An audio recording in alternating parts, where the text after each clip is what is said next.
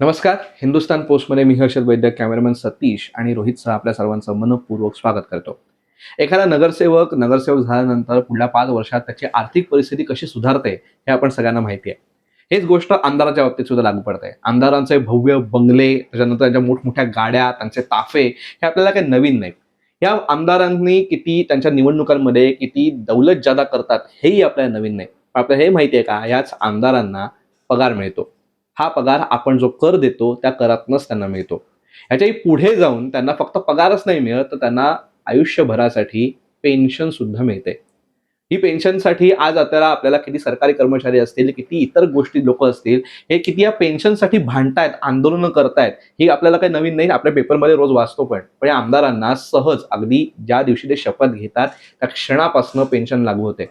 ही गोष्ट धक्कादायक आहे आणि या धक्कादायक गोष्टीबद्दल आता नागपूरच्या खंडपीठामध्ये, मुंबई हायकोर्टाच्या नागपूर खंडपीठामध्ये याचिका सुद्धा दाखल केलेली आहे. याच याचिकाकर्त्यांसोबत आपण बोलणार आहोत. संपूर्ण मुद्दा काय आहे ते समजून घेणार आहोत. त्यांच्या याचिकेमागचे हेतू काय आहेत आणि त्यांना साध्य काय करायचं, ह्या सगळ्याच गोष्टी चर्चा आपल्याला करायची आहे. आणि त्यासाठी आपल्यासोबत उपस्थित आहेत याचिकाकर्ते चारुदत्त सहदे सर. सर, आपलं मनःपूर्वक स्वागत. नमस्कार.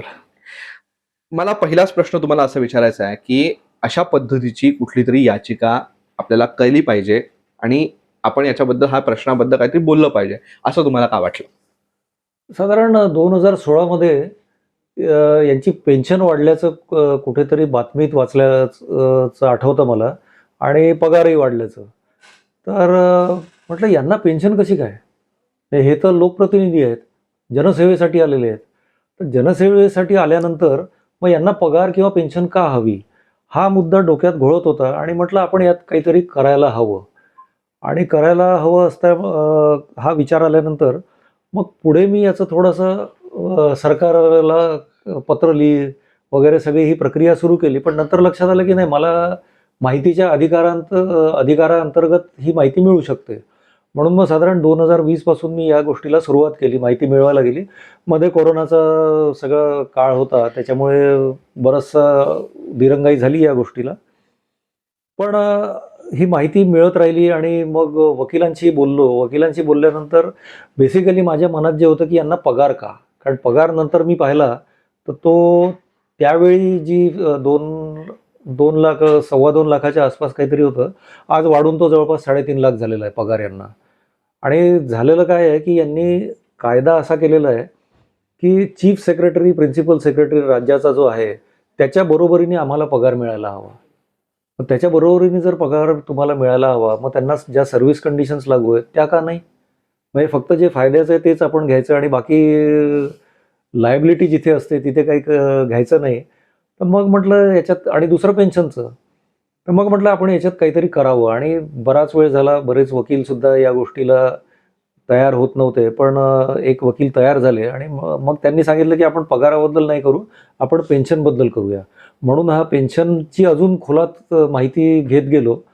आणि त्यात असं लक्षात आलं की पेन्शनचं हा मुद्दा आपण घेऊ शकतो.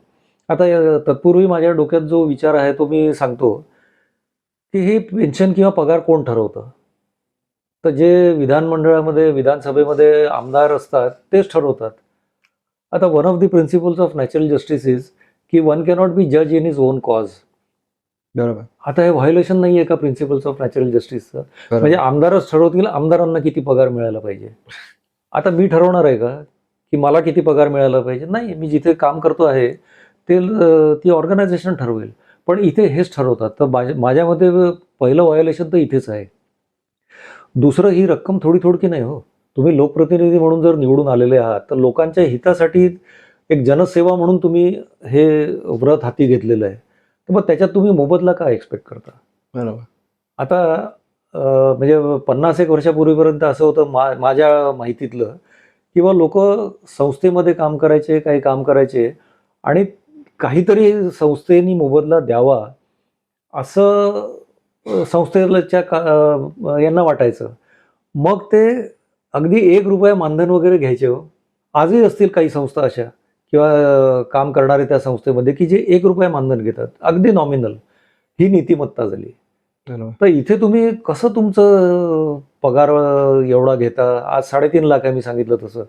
नंतर पेन्शनबद्दल मी सांगतो की यांना पेन्शन जी आहे शपथ घेतल्या बरोबर लागू होते पेन्शन यांना. म्हणजे एक टर्म जर आमदार राहिला म्हणजे असंही उदाहरणं आहेत की शपथ घेतली आणि त्या आमदाराचा मृत्यू झाला तर फॅमिली पेन्शन मिळते हो. हे हे कसं काय आहे? आणि दुसरीकडे तुम्ही सरकारी कर्मचाऱ्यांची 1 नोव्हेंबर 2005 पासून पेन्शन बंद करून टाकलेली आहे. मग हा विरोधाभास नाहीये का? हे कायदा हवा तर सगळ्यांना सारखा हवा ना. मग बरोबर त्यांची जर बंद केली तुम्ही तर मग तुमचीही बंद करा ना. बरोबर का नाही हे होत असं? तर किती त्याचं हे करणार? आणि दुसरी गोष्ट की पेन्शन सरकारी नोकरी जे 2005च्या आधी जॉईन झालेले आहेत त्यांना सुद्धा पेन्शन मिनिमम क्वालिफाईंग पिरियड आहे बरोबर की 10 वर्ष तुम्ही सर्व्हिस केली तरच तुम्हाला पेन्शन मिळू शकते. तुम्ही मिलिटरीबद्दल जर म्हणाल डिफेन्स फोर्सेसबद्दल तर तिथे 20 वर्षाची सर्व्हिस कमिशन्ड ऑफिसरला घालवल्याशिवाय त्याला पेन्शन मिळत नाही. बरोबर मग आपले आमदार एवढे त्यांच्यापेक्षाही जास्ती आहेत का देशासाठी? बरोबर देश खरं सुरक्षा जी आहे आपली ते डिफेन्स फोर्सेस करतात आपली. बरोबर तर किती विरोधाभास आहे हा. बरोबर हे असे सगळे विचार आले आणि मग म्हटलं PIL दाखल करावी आपण. तुम्ही याच्यामध्ये 2-3 मुद्दे सांगितले आहेत की आमदारांना एक दिवसाचं जरी त्यांनी शपथ घेतल्यापासून त्यांना त्या त्या क्षणापासून त्यांना पेन्शन लागू होते हो आणि तुम्ही पेन्शनचा आकडा पण सांगितलात. हो. मग याच्यामध्ये काही क्रायटेरियाज आहेत का की कुठल्या वेळेला कुठली पेन्शन मिळेल, किती झालं तर काय पेन्शन मिळेल आणि मग या पेन्शनसाठी किती वर्ष ते लायबल असेल, काय वर्ष काय आपण तुम्ही म्हटलं तसं 10-12 वर्ष सर्व्हिस झाल्याशिवाय मग पेन्शन लागू होत नाही इतर सर्व्हिसेसमध्ये. हो मग यांना अशा कुठल्या अजून क्रायटेरिया आहेत का की ह्यांनी इतकी वर्ष काम केलं तेवढी पेन्शन मिळेल, अजून काही त्यांनी काम केलं तर अजून पेन्शन मिळेल, असं काही आहे का? अजिबात नाही. शपथ घेतल्यानंतर तो एलिजिबल होतो पेन्शनसाठी. ओके म्हणजे काही उदाहरणात मी नावं घेत नाही आता, पण आमदारकीची शपथ घेतली आणि रात्री मृत्यू झाला त्या आमदाराचा. बरोबर त्याच्या फॅमिलीला मिळते पेन्शन. आता ही फॅमिली पेन्शन जी आहे म्हणजे आमदार पेन्शन जी आहे आमदारांची, तर जर आमदार मृत झाला तर मग त्याच्या फॅमिलीला पेन्शन मिळते. ती 40,000 रुपये फिक्स आहे. पण अजून याच्यात एक महत्त्वाची गोष्ट अशी आहे की शपथ घेतल्यानंतर 50,000 साठी एलिजिबल होतो तो. बरोबर नंतर पुढे प्रत्येक टर्ममध्ये दर वर्षाला 2,000 रुपये वाढ होते त्यात. बापरे म्हणजे तुम्हाला उदाहरण जर द्यायचं झालं तर एखादी व्यक्ती 15 वर्ष आमदार असेल तर 50,000 तर मिळणारच आहे त्याला. तर बरोबर ते 15 मधले 5 वर्ष जर तुम्ही काढले तर उरतात 10 वर्ष. त्या प्रत्येक वर्षाला 2,000 म्हणजे 10 वर्षासाठी 20,000 रुपये. तर 70,000 पेन्शन त्या आमदाराला मिळेल. ओके हा. आणि असा किती आकडा तुम्ही सांगू शकाल की इतके पैसे आपले दर वर्षाला या आमदारांच्या पेन्शनवरती खर्च होतात? हे सगळं जर केलं म्हणजे आमदार मग त्यात MLA आले आणि MLC पण आले आणि मृत आमदारांचं परिवार आला. तर अशी सगळी जर टोटल केली तर जवळपास 83 कोटी वार्षिक रक्कम आहे ही. हे महाराष्ट्राचे ही महाराष्ट्राची आहे फक्त. ओके आणि मी महाराष्ट्रापुरतंच बोलतोय कारण आता तुम्ही कल्पना करा की इतर राज्यांमध्ये काय किती असेल ही.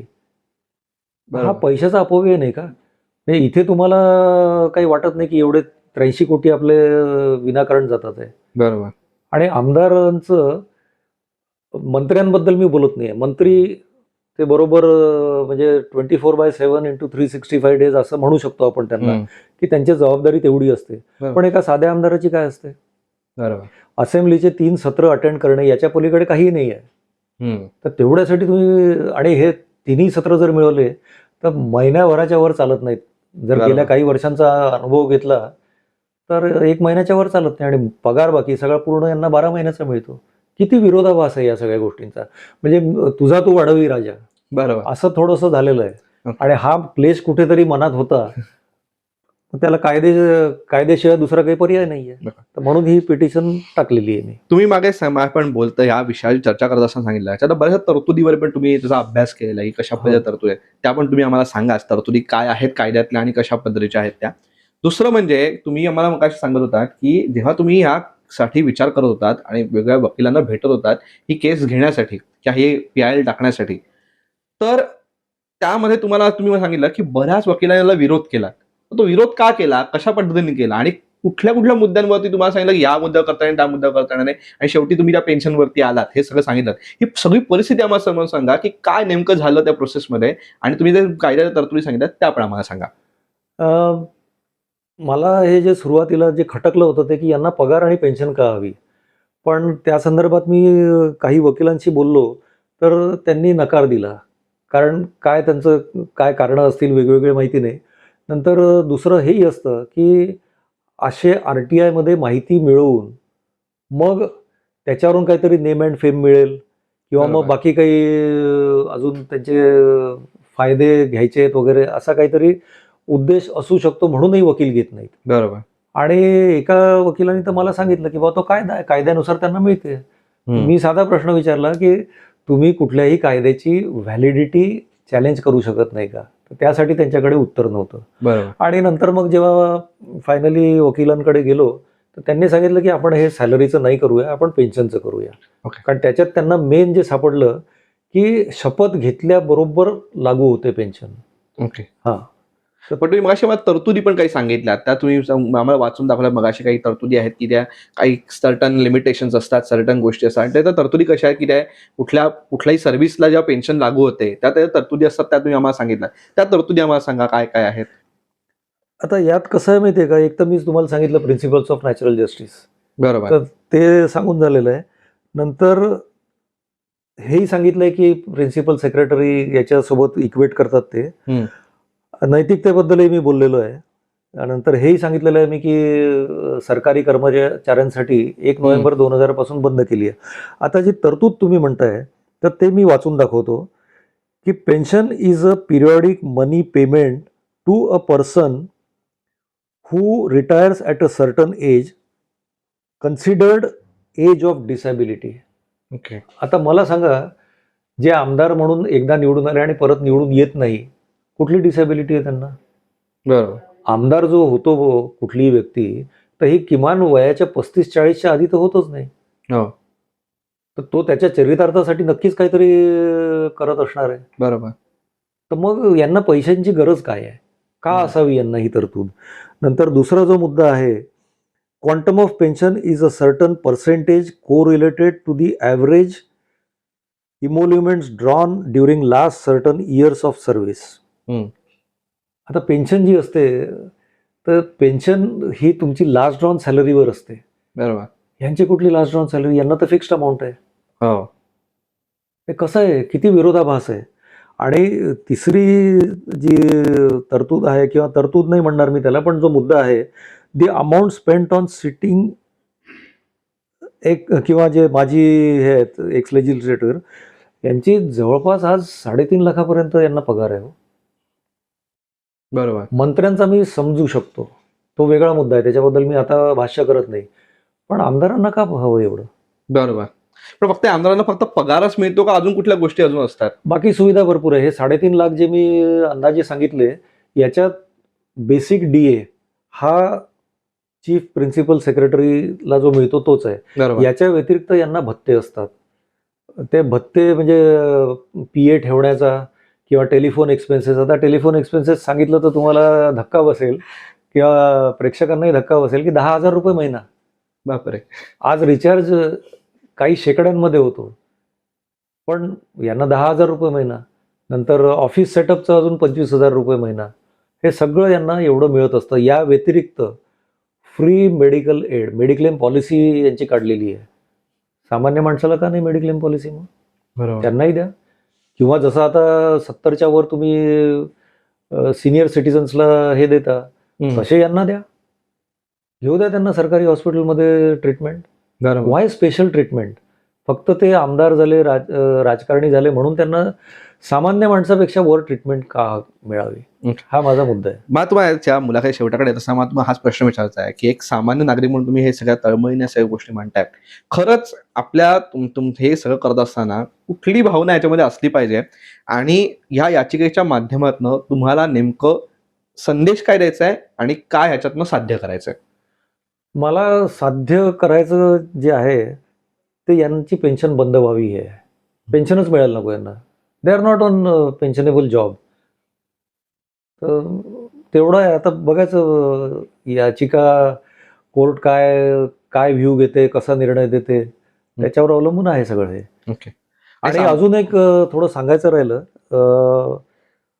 केरळमध्ये अशी त्यांनी आता हे केले. हे जसं मी सांगितलं, केरळमध्ये पीएंना सुद्धा त्यांनी पेन्शन सुरू केलेली आहे आता. ओके, जे आमदार आणि मंत्र्यांचे पी असतात त्यांना पण. हां. ओके.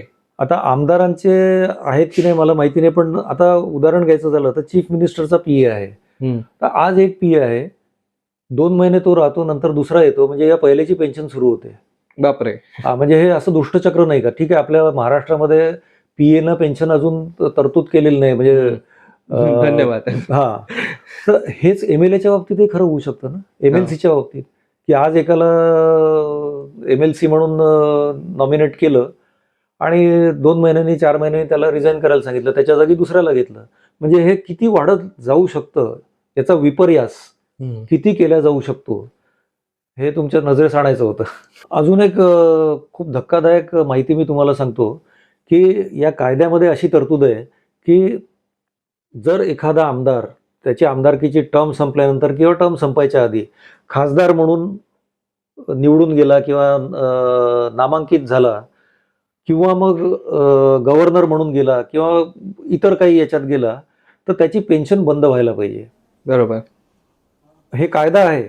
पण आज जे डॉक्युमेंट्स गव्हर्नमेंट वेबसाईटवरून मी डाउनलोड केलेले आहेत, याच्यात काही नावं अशी आहेत की ज्यांना खासदार आहेत ते किंवा मग उच्च पदावर गेलेले आहेत आपल्या देशात, पण त्यांना सुद्धा पेन्शन सुरू आहे.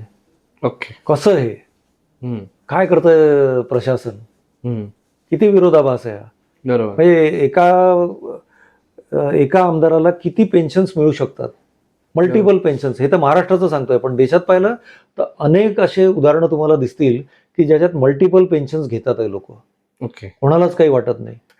सर, तुम्ही आज आम्हाला वेळ देऊन अतिशय तसा बघायला गेलं तर सामान्य लोकांसाठी धक्काच आहे. आणि आपल्या अशा पैशांची उधळपट्टी, आपण जे कररूपी पैसे देतो आणि त्यातनं आपल्याला काही गोष्टी मिळायला पाहिजेत ह्यासाठी आपण ते पैसे देत असतो, तर त्याचा दुरुपयोग कसा केला जातो आणि कशा पद्धतीने या गोष्टींची संगनमताने सगळ्या गोष्टी होत असतात, हे सगळं तुम्ही आम्हाला समजावून सांगितलं. आणि खरंच हे आकडे जर तुम्ही सांगितले, 3-3.5 लाख रुपये पगार असेल त्या लोकांना, आमदारांना, तर आज सध्या जे नवशिके जर तरुण जॉब मिळायला जातात त्यांना मिळतात आता 15,000 रुपये पगार मिळत नाही आणि यांना 3.5 लाख रुपये पगार मिळतात. तर हे खरंच मोठा विरोधाभास आहे. हा विरोधाभासाची परिस्थिती तुम्ही आम्हाला समजावून सांगितलीत आणि या सगळ्या याचिकेच्या माध्यमातून तुम्हाला नेमकं साध्य काय करायचं आहे हे तुम्ही आम्हाला समजावून सांगितलं आणि आम्हाला वेळ दिलात, आमच्या प्रश्नांना सविस्तर उत्तर दिलीत. याबद्दल हिंदुस्थान पोस्ट मनपूर्वक धन्यवाद.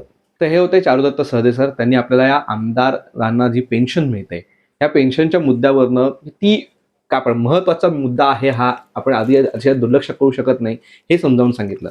एखाद्या आमदाराला 50,000 रुपये पेन्शन लाईफ टाईम मिळते, मग तो त्याचा मृत्यू झाल्यानंतर त्याच्या कुटुंबाला ती लागू जाते आणि कुटुंबामध्ये सगळ्याच लोकांना ती पेन्शन मिळते. या अशा पद्धतीच्या सगळ्या गोष्टी ज्या आहेत हे किती धक्कादायक आहे. आणि आपण जो कररूपी पैसा देतो त्या पैशाचं काय होतं हे आपण खरंच विचारात घेतो का आपण सामान्य नागरिक म्हणून, हाच प्रश्न आता आपल्याला विचारला पाहिजे. ह्या आमदारांच्या सगळ्या प्रश्नांवरती आपण सातत्याने बोलत राहू, त्यांच्या पुढच्या गोष्टी काय येतात त्याच्यावरतीही आपण बोलत राहू. पण आज मुलाखतीच्या माध्यमात आम्ही जे प्रश्न मांडले त्याच्यावरती तुमची प्रतिक्रिया काय हे आम्हाला कमेंट बॉक्समध्ये नक्की सांगा. आणि असेच माहितीपूर्ण व्हिडिओज बघण्यासाठी हिंदुस्थान पोस्ट या यूट्यूब चॅनलला सबस्क्राईब करा आणि फेसबुक पेजला लाईक फॉलो करायला विसरू नका. धन्यवाद.